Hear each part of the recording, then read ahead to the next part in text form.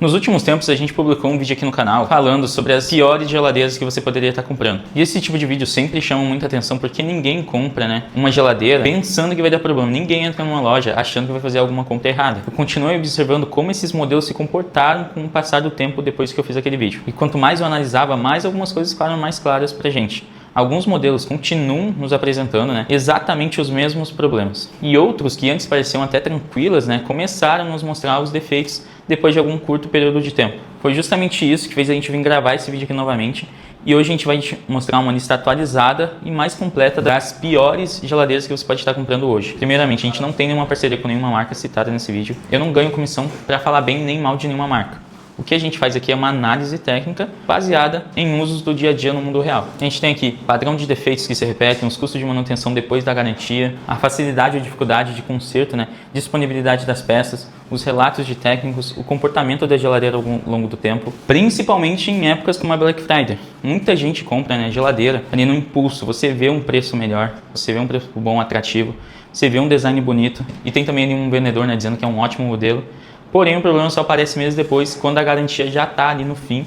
Então não adianta mais reclamar ali com a loja que ele vendeu, E esse vídeo é justamente para evitar esse tipo de situação, para você não passar por isso. Então fica aqui comigo até o final, que eu vou falar tudo aqui com vocês. Então antes de eu entrar aqui nos modelos, da gente falar aqui, vou te explicar aqui rapidamente, como é que a gente avalia uma geladeira. Até porque, a geladeira não é um celular, não é uma televisão, não é uma coisa que você tem que trocar toda hora. A geladeira geralmente deveria durar ali entre uns 8 a uns 10 anos no mínimo, tá? Então qualquer coisa abaixo disso já é um sinal de alerta para você não ter que ficar comprando essa tal geladeira. Por exemplo, uma amiga falou que aquela geladeira ruim durou só 3 anos, não compre essa, tá?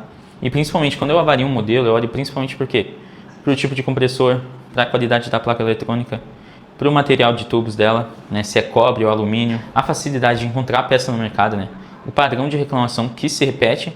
E quando muita gente reclama exatamente do mesmo problema, pode ter certeza que não é azar, tá? Não é uso errado, então não vem se culpar, tá? Porque na maioria das vezes é o erro mesmo do projeto da geladeira. Agora sim a gente vai para os modelos, tá? O primeiro modelo que a gente tem que é a Philto Side B-Side, tá? Inverter. Esse modelo aparece com muita frequência em promoção e sempre surge a mesma pergunta aqui. Vale a pena? A resposta curta e direta é não, tá? Ela não vale a pena. E a resposta mais longa e técnica, a Side B-Side, já é um tipo de geladeira que exige um projeto muito bem feito. E é mais espaço interno, mais sensores, mais eletrônica envolvida. Nesse modelo específico da Philco, os problemas mais comuns são um compressor com baixa durabilidade, uma placa inversora sensível, uma dificuldade de encontrar as peças compatíveis no mercado. E quando dá defeito, tá pessoal, não é aquele conserto simples. Normalmente o custo é bem alto e as opções de reparo são bem poucas, tá? No fim das contas, a pessoa tenta economizar comprando uma side by side mais barata, porém acaba gastando muito mais depois em questão de conserto e de peça. Segundo aqui, tá? Regens. Aqui o problema já é outro, tá? A Regens ainda é uma marca em processo de consolidação no mercado, aqui no Brasil. E isso, quando a gente fala em geladeira, é um grande risco, tá? Já tem um exemplo aí, por exemplo, da Bajaj, que é uma marca de motos. Porque a geladeira não pode ficar parada, tá? Quando surge um defeito, a oferta de peças é limitada, não existe muita padronização, o tempo de espera por manutenção costuma ser muito longo e geladeira parada não é só incômoda, pessoal? É comida estragando, é gasto todo dia, por exemplo, com comida. E hoje comprar essa marca é assumir um risco muito alto para o que ela entrega. O nosso terceiro aqui vai para a Brastemp BRM44. Esse modelo continua vendendo bastante e é porque a marca passa confiança. Mas tecnicamente ela tem um problema, tá? Que nunca foi resolvido. Que seria o quê? O aquecimento lateral excessivo, as laterais muito quentes, o condensador embutido nas paredes. Tá, mas Douglas, na prática, o que isso causa? A geladeira vai esquentar o ambiente, ela vai consumir mais energia e vai trabalhar mais do que o necessário. A marca pode até dizer que é normal, tá? Mas quem usa no dia a dia percebe que isso não é aceitável. Nosso quarto colocado aqui seria a Electrolux TF55. Essa daqui é uma daquelas geladeiras que elas chamam a atenção pelo visual, porque ela é muito bonita, mas o funcionamento dela deixa a desejar, tá? O freezer, por exemplo, ele congela demais, o refrigerador não gela e isso acontece justamente por um problema na distribuição de ar. Além disso também a grelha traseira ela é muito exposta, ela é uma estrutura fácil de amassar, tem um risco maior de dano no uso, ou seja, na geladeira não tem que ser só estética, esse é justamente o problema de projeto. E vamos aqui para o nosso quinto colocado, que seria a Electrolux IM8. Essa aqui ela merece um alerta maior, tá? Ela tem 3 portas, 590 litros, ela é uma categoria premium, no papel ela é até um sonho, mas na prática tem uns problemas estruturais bem importantes nela.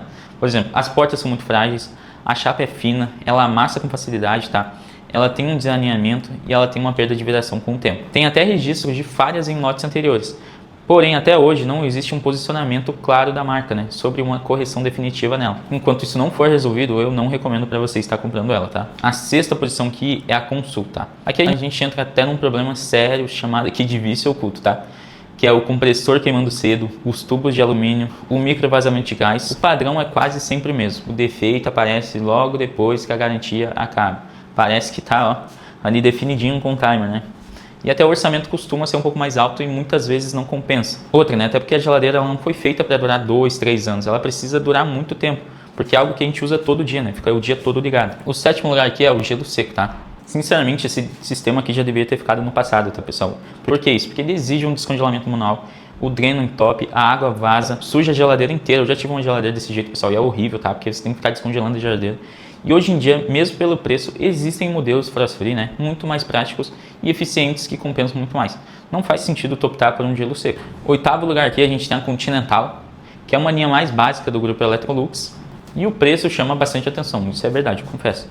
Mas a entrega é muito mais simples. Ela tem uma estrutura básica, ela tem placas mais sensíveis, ela transmite mais ruído, ela tem uma menor durabilidade, ela pode até te atender em um uso básico, tá? Mas ela não é uma geladeira pensada para te durar muitos anos. Vou dar aqui umas alternativas mais confiáveis se vocês quiserem que está adquirindo a sua geladeira, né? Se você quer gastar ali numa faixa parecida e ter menos dor de cabeça no dia a dia, esses modelos que eu vou citar aqui costumam ser escolhas mais apropriadas e seguras. Primeiro aqui a gente tem a Panasonic BB53, a Brastemp Inverter 443 litros, a Electrolux IF43, a Midea RT611, a LG Inverter 395, a LG Inverter 395 litros, a Electrolux Frost Free 310 litros, que são modelos que no geral eles entregam uma melhor eficiência, mais durabilidade, assistência técnica mais organizada, manutenção mais previsível. Pessoal, lembrando aqui, tá, uma geladeira não tem que ser uma compra por impulso, porque ela é um investimento de longo prazo. Porque pensa bem antes de comprar qualquer geladeira, porque o barato pode sair muito caro. E esses exemplos aqui mostram exatamente isso, tá? Se você já teve algum problema com a geladeira, deixa aqui nos relatos, nos comentários, tá? Essa troca de informação ajuda muito. Pessoal, se você teve algum problema com alguma dessas geladeiras que eu citei aqui, ou teve alguma boa experiência com elas, deixa aqui nos comentários.